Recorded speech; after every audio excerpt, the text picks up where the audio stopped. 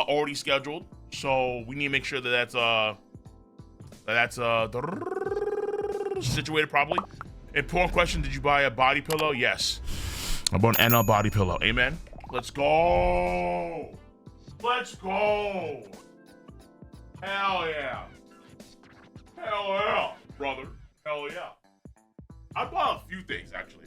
I bought actually a few goodies. If you've noticed in the corner, someone's eyeing you. Lord Freezer. I've been abusing this videos for a minute now. Alright, like you won't see until you see the videos, but I've been abusing Lord Freezer. This guy's cute. I need to get a table put over here somewhere, so it's like a high table.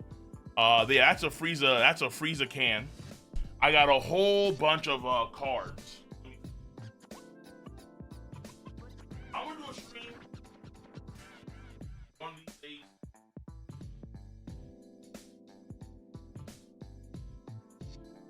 I'm gonna do a stream one of these days because I have a lot of things to unbox. I haven't unboxed at all. I got a lot of these cards, a ton of these cards. I got this one card. You listen, I went crazy with some of these cards because this Sanji card is not even close to what I got, bro. I got some crazy epic. Oh my god, I got some funny. Well, if you saw me on Twitter, you know.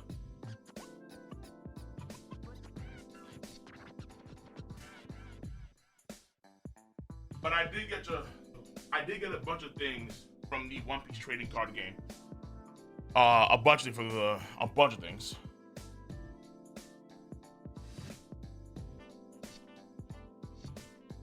I got this Robin Appreciates, right? Nico Robin Appreciation volume in Japanese. I got a lot, but insofar as what I can actually take over, because when you're going to Japan, oh yeah, if I'm gonna do show and tell, true. Hold on, I'm not gonna do a full show and tell right now because obviously we have shows to watch. People want me to watch shows, not show. Well, you know what? Maybe you guys do, but I'm not gonna spoil you guys just yet. So, the idea: did you get Japanese manga volumes? No. But what I did get was something more unique.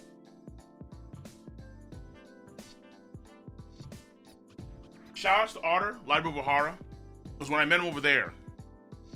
There was this really cool vintage One Piece Strong World art book that is not commonly on sale anymore.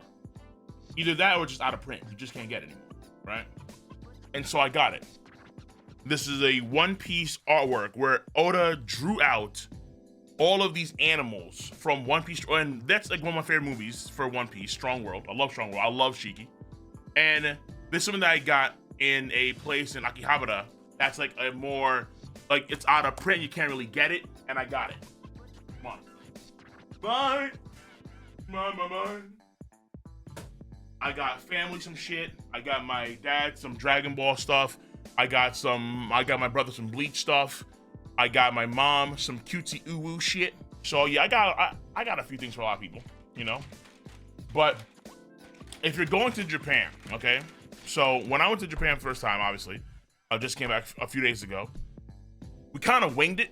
We were just like, yo, let's just see what's going on, okay? Because we weren't necessarily, we had things in mind to do, but not really, not really.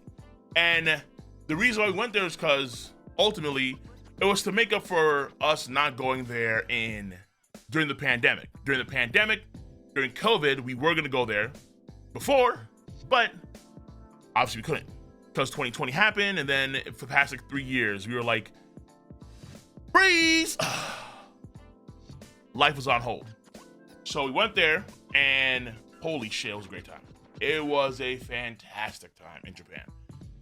Everything from seeing, we didn't necessarily do a lot of sightseeing per se. I did more than the rest of my group did. Like I went to the Nakano Broadway. I went to various locations, like the jump stores, and saw all these jump things because I really want to see more of the sites. I really want to go to Capybara Land. I did not go to fucking Capybara Land, god damn it. So on and so forth. But it was a combination of going to a lot of joints that were not necessarily on the books, but they were fire. Like there was a place that does, it was halal Muslim ramen, Wagyu, and it was fucking delicious, my nigga. There was French toast that they did in Japan or in the area that was amazingly good. We had authentic ramen, which was outstanding. We had authentic chicken karage, which was outstanding. The food there was immaculate. The food there on a regular basis was honestly God immaculate. Yo, shout out to 7-Eleven. 7-Eleven might be one of the most goated stores of all time in Japan. Over here, it's fucking low tier, and not God, just low tier. It sucks. When I go to a 7-Eleven over here, I cry now because the 7-Eleven compared to Japan is so trash. It's so bad. 7-Eleven in Japan, it's beautiful. They give a fuck the shit. They have these microwavable foods that are actually some pretty high quality food. At least I think.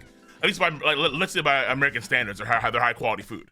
And the dude's like, going to microwave for you? I'm like, what the fuck?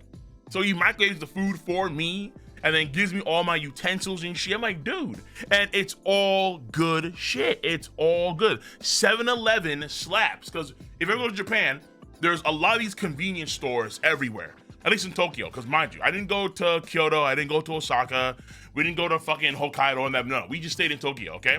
So our main areas we went to were, we were in Shinjuku, we went to Shibuya a lot, you know, you are my special, and then we also visited places like Akihabara, Roppongi, Nakano, and those sort of areas, right? That's where we were at, essentially.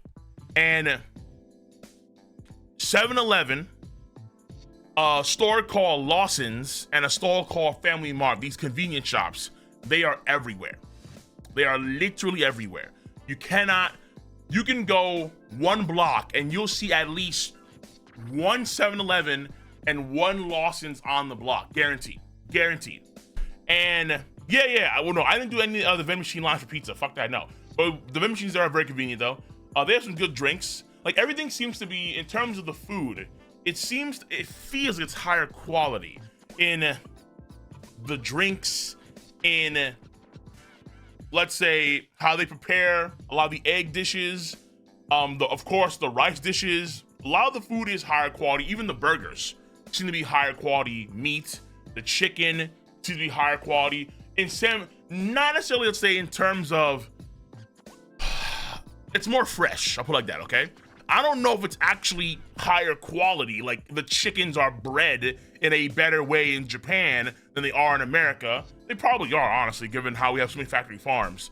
But man, like if you were to have organic, fresh food on a regular basis in your day-to-day life in America, that's what it felt like when you had it in, like, at a baseline in Japan. Like at a baseline, it was high quality shit. Oh yeah, at a baseline, it was high quality shit. It was. We did not go to the onsens. No, we did not do that. Because we were actually doing like a lot of nightlife stuff. We were going out to Japanese clubs. We were going out to Shibuya for a lot of partying. Shibuya and Shinjuku, mainly in Shinjuku, but in Shibuya we were there, and man, Shibuya was crazy. I posted it on my Twitter too. Like Halloween night in where is it? Let me find it real quick. Halloween night in Shibuya was nuts, man. It was, yo. I met a few guys there, so these are the boys. This is us, myself, Popo. You guys know him. Ron Miyaku, and of course Vibe, no doubt about that.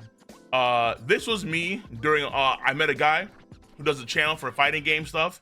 F Twilight. His name is actually F Twilight, unironically. Great name, of course.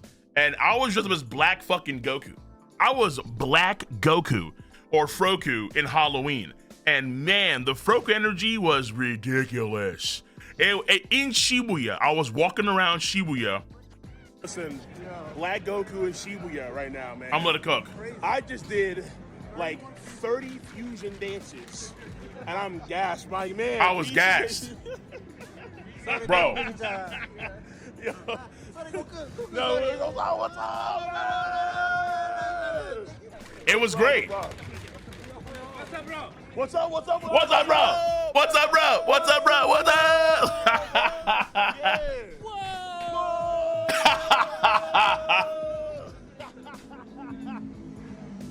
So, Froku was on point. All right, I ain't gonna lie to you.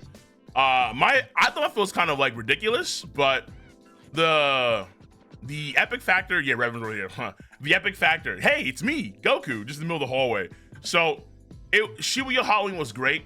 We had a lot of foreigners over there too. So one thing I started to realize is that a lot of times, how do you say? There's a lot of these sort of customs that you're not supposed to engage in Japan that you'd see from like a lot of content creators that they say, when you're in Japan, you can't do this. When you're in Japan, you can't do that. You can't do that. You can't. It depends where you are in Japan. It really, really does. Because where I was in Japan, a lot of the strict rules, nah, not really, bro. Like, not really. Now, Shibuya, though, was so crazy that there were signs week of Halloween that said no drinking and smoking. And then there were police all over the area. And then they had to, like, court people off in certain parts of Shibuya so they could, like, correct, because it was a huge crowd. But here I was as fucking Froku, and pictures across the board, foreigners, Japanese people, my boy Popo here in the fucking, he was in the Snorlax outfit. This guy had Winnie the Pooh shit going on. This guy wanted to do a weird 3 fusion, weird bullshit with me, Popo. I don't know what's going on there. This guy, who knows? A bunch of healthy Japanese lads over here, Kamehameha waves. We went out clubbing that night too. No doubt about that. We saw all these chicks that had the Goku, like the Dragon Ball Z fit. So I had to pull up too as Froku, no doubt about that. This kid over here. So it was overall a great time. It was just overall a great time during Halloween. The weeks after, where we got, again, we had like really damn dope dinners, bro. We had dope dinners. I'm actually starting to use Instagram more, and so I posted a few things over there. Not a lot, but just a few things over there. Yeah, of course. Yo, Maid Cafe. Maid Cafe is real. Maid Cafe is real. It's fun. I don't care what nobody says. Maid Cafe was actually a pretty fun time, okay? This bitch right here, oh, he tried so hard. Jotun tried so hard. I don't want to fucking, nah, bro. He had to match energy. We had to come in there and match fucking energy, right? Yeah. Did you get slapped, Cole? No, what the hell? For what? For what? No one wants to engage with my ass. There are things, wait, is that like a thing in Maid Cafes? I have no idea. But there are things that are a bit, you know, oof about Japan.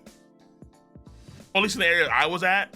So one of the things that I noticed was that there's a lot of adherence to rules. Where I'm from in New York, if the light's red but no one's around you, you fucking walk. You cross the street. It is what it is. But in Japan, even in Shinjuku and in Shibuya, where there's a lot more foreigners that are present and they're a younger crowd, so they're more rebellious, more rambunctious. Nah, bro. A lot of folks didn't adhere to the rules. Lights red, you just wait patiently. Even if there's no one around, you wait patiently. So there was one point, because when I was at a hotel that was near one of the convenience stores of Lawson. And then there is a traffic light and a stop and, you know, a signal for stopping and walking. And I shit you not, the distance between where I was walking from other side of the street was probably like max 15 feet. Max. You could literally cross it in 2 to 3 steps. Not a big deal. Some Japanese kid, younger kid, red light, don't walk, but he actually just walks, right? And I point at him, I'm like, yo, he's walking, let me walk too. Older Japanese man says, mate, mate, mate. I'm like, what what the? So the older Japanese dude told me to wait, even though young buck over here, like the short dude, well, they're all short, you know what I mean? He tells me to wait, even though little kid over here, little bud over here, he walked across the street. So I'm like, dog, no one is here. It's the middle of the afternoon, fair, but no one's around. Why are you saying mate? Mate for who? Mate for what? Dude, crazy. So there was shit like that where it was very restrictive in many ways. I'm a bigger guy, obviously. And there are some spots that were just tiny. Oh my God. They were tiny. They were contained. Like there was one spot where you had to get ramen. And the ramen is in like, I forgot what they're called, but essentially they're kind of like stalls. They're kind of like cubicles where you go in and order your ramen on a sort of electronic sheet. And then you go inside there, you have your receipt, you give the guy the receipt, and then you wait for your food to come in from the curtain on either side, and like this little cubicle. And the cubicle was tiny, dude. It was so tiny that there was a salaryman who was right next to me. And mind you, this is like hell at night too. It's like 3 o'clock in the fucking morning because we were out clubbing and doing shit in the Shinjuku area. My boy fucking vibe, holy shit. But that being said, yeah, I'm gonna, cause we'll probably have a call about this on Friday, tomorrow. So I'm gonna probably do that with them for a bit. So tier 3 will happen. I'm not too sure. I'm not too sure. But that being said, so tiny that I have to like shoulder check the side. I'm like, yo, fucking, I'm like, I'm being a menace. I'm like, get the fuck out the way. And then I'm coming in there and I'm like, you know, Biscuit Oliva when he has to like condense down to that ball? I'm like that. I'm like condensing in. I'm trying to eat fucking raw. I'm like, damn, bro, these people are just small. This whole area is just tiny, man. So there are some parts like that that just, they were not compatible of a man of my girth, thickness, size, and scale. They just couldn't handle me. But other parts, you know, we're fine. It just depends. Cole, you were still order tuna subs. Bro, we were out to like, at times, we were out to like 7, 8 o'clock in the fucking morning. We were coming back in areas of Shinjuku, because that Shinjuku area is like a big nightlife area. The clubs are there. The the clubs, the hostesses, all that shit was there in that area of Shinjuku. And yo, dude, there were some times where we were walking back to our hotel and cats were like going, bleh, just throwing up in the middle of the fucking road, throwing up on the side. Guys just knocked the fuck out, just chilling on the middle of the street, just out. So I was like, damn, okay. So we got, I thought, a more, we didn't get the touristy side of Japan in our first trip. We got underbelly shit. Like our first trip was a lot of underbelly shit. It wasn't, oh, we go to a torii gate or we go to the Sky Tree. Oh my God, we get to see these people in kimono. No, nah. The kimonos, maybe like 1 or 2 kimono wearers. That was really it. Like in Roppongi. Or let's say a lot of the typical, stereotypical spots to go to. Nah, bro. Shrines, nah. Like maybe 1 shrine. We did a lot of underbelly shit. Bro, when it came to the food, when we got that, when we got the halal ramen, the Wagyu Muslim ramen, it was in the basement of a fucking building. It was like, dude, what? Like imagine you're going to an office building and then you have a few rooms that are open and then you have a basement area where it's like pretty much no windows, but there's rooms. So it's kind of like that. It was so strange where there were so many hidden gems that were in these buildings, in these high rises. But it was undeniably delicious. It was fucking incredible food. It was really good. So, yeah. All I have to say is that, did you come back with the,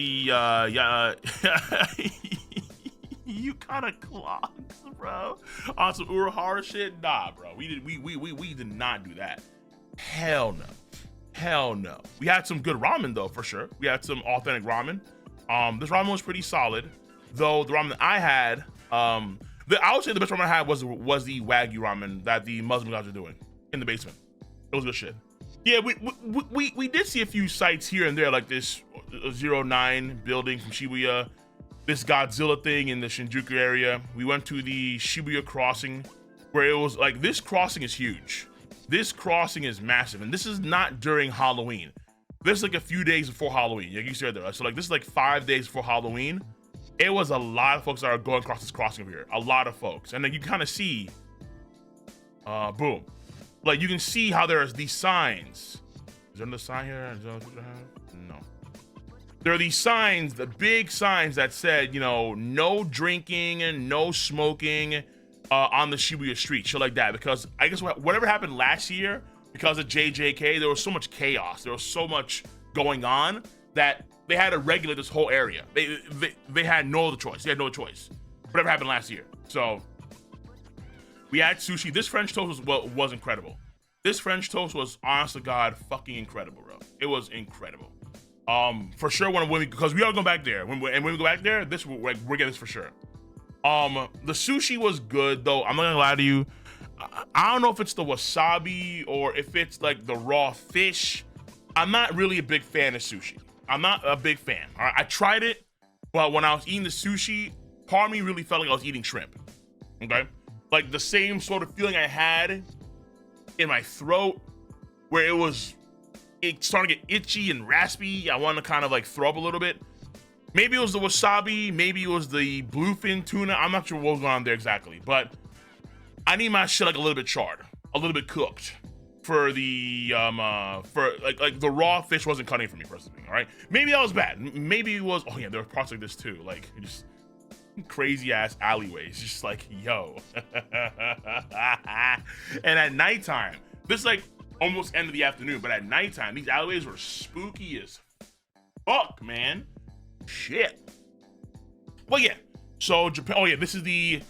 I didn't post everything yet, but this is the vintage store I was at, where like they had volumes going back to the 90s and 80s. Like they had the original Joe shit.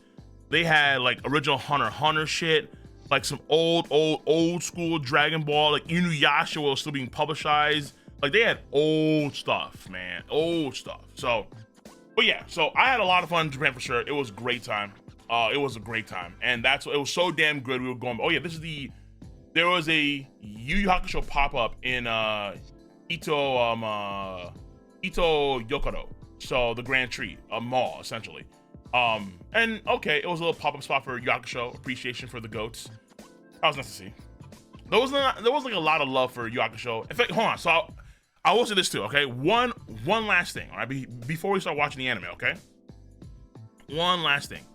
Do I care about news right now? No, I do not. Fuck news, okay? Also, some Kingdom appreciation, right? Kingdom, baby. I saw Oki. I saw fucking Shin. I saw Kyokai. I was like, what? I see the volumes. I see what? I say, what? Nah. I see Shin. What? It was, yeah. So, Japan treats Shin right.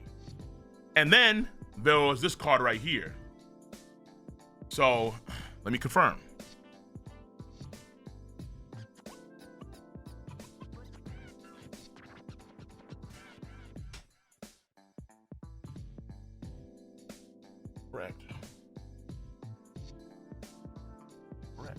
Correct.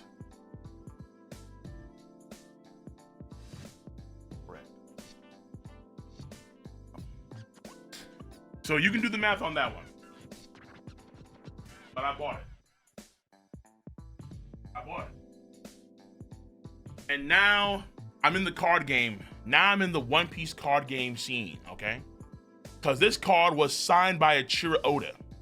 And it's metallicized, or I don't know how to say it, but like the signature that Oda did for that card is also engraved into the card, like some gold metal bullshit, whatever it's called, okay? So yeah, the card's expensive, very expensive card. All right, so I'm gonna go through all this stuff with the cards now. Where like I'm gonna try and get like PSA graded, and I'm gonna get this motherfucker framed. I'm gonna do all the shit I need to do. I'm gonna do all this shit I need to do. So, but it's real. I got the card. It's real. It's mine. It's mine. Mine. Okay. Now, one last note. Okay. This is okay. Oh yeah, and I have all these cards I want to unbox them that Barry showed you. So when I was in Japan, okay, great time, so damn great. I might consider. I'm not gonna say guarantee, but I might consider doing a sort of half a year stay at points in my life, okay? Not gonna say that I am gonna commit to this, okay? But there are options where I can spend 6 months in Japan on some sort of visa, okay? And I'm considering it. I'm considering it, bro. I am considering it. One of the things that I really like about Japan, as a New Yorker, okay, is that Japan is in many ways like the best of New York, but cheap. It is fucking cheap, man. All of the Uber rides that we got, oh yeah, we did not take the trains. In fact, the Japanese train system is known by most folks to be on point. And for the most part, it is on point. However, there are cases here where, number one, the Ubers are actually faster. Unironically faster. Number two is that when it's raining, the Japanese are like Haitians. I swear to you, when it's raining, no one wants to fucking do shit. No one wants to do shit. And that includes the trains. The trains get delayed because they have a lot of these outdoor trains, so they get delayed. Right? They don't have underground trains, like let's say in New York. They have above ground trains. So the rain and the weather affects the trains, they get delayed, and so on and so forth. So we took Ubers to like damn near everywhere we wanted to go if we couldn't walk, okay?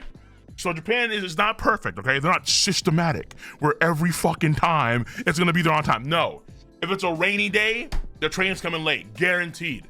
You're gonna be there about 30 minutes, 20 minutes delayed, guaranteed. And that happened a few times. Like we were gonna meet up in Akihabara with the F Twilight, and then nah, sorry, bro, I'm running hella late. Why? The train. It's raining, true, but bro, I'm late. Sorry, the train. So there are things that are, not exactly as they appear to be in the animes on television, but that's okay. That's part of the deal. But it is cheap. We took, I want to say maybe 7-8 Uber rides.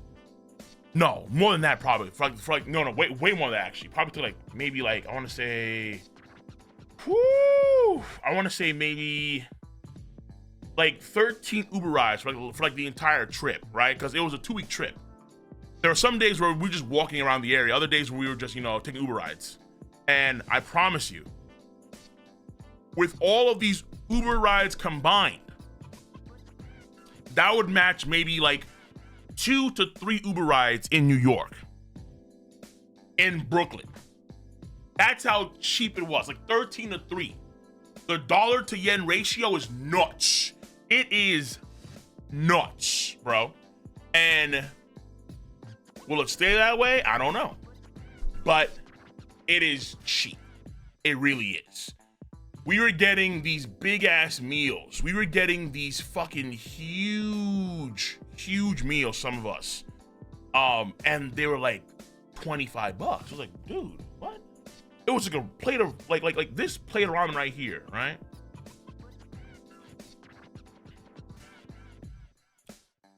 Like all of this right here on God in New York would cost you like $80-$90.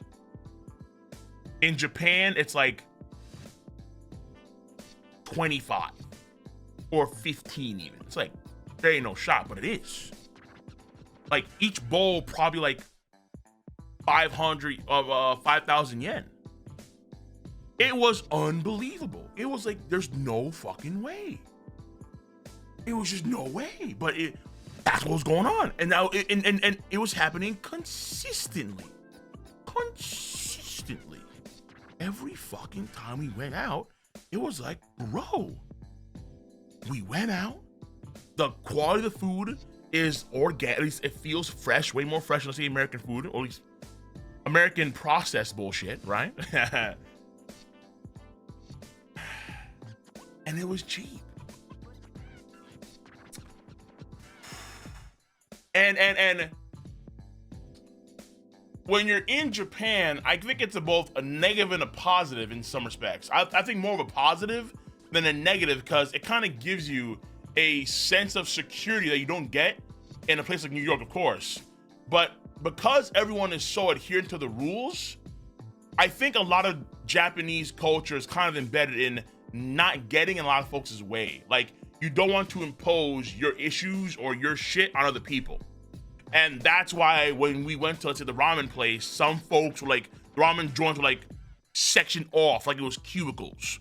Or folks don't cross the street when it's not green. Or the Lawsons are like everywhere. So like everything in Japan kind of feels like you don't want to get in other folks' way. You don't want to impose your life on other people's lives. And as a result, there is a sort of docileness to a lot of the folks that are in the area. Like, again, compared to like New York standards, right? Where New York, niggas ain't docile. People, if you bump into somebody wrong, there's gonna be a situation. It is what it is. If you may be just chilling down the side of the fucking street and some dude wants to give you his mixtape. Like, no, nigga, bro, back the fuck up. I don't care what your mixtape. Like, chill. It's gonna be trash anyway. You ain't the next Biggie. You ain't the next Pac. Fuck out of here. You're not getting that shit in Japan. You're not. You're not getting that in Japan. Japan will give you, I think, a stronger sense of security in your day-to-day life, even when you're in the big cities, compared to other major cities that you would see, at least in America, right? At least in America. I've been to California and LA a lot of times in LA. I've not been to Texas before, but I've been to Memphis. I've been to all the cities in PA, well, not all, but Philadelphia, New York, you name it, okay? And yeah, people will crash the fuck out in New York on a regular basis. On a regular basis. It's part of the appeal, the excitement, I think, in some ways, where like you're gonna see interesting shit a lot in New York, for sure, without a damn doubt. Well, a lot. And to be fair, in some cases that comes opportunities. It does. It comes with opportunities. But man, oh man. Japan does give you a pretty good sense of security. And now I understand. Now I get why Giguk, why, what's his name? Charlie.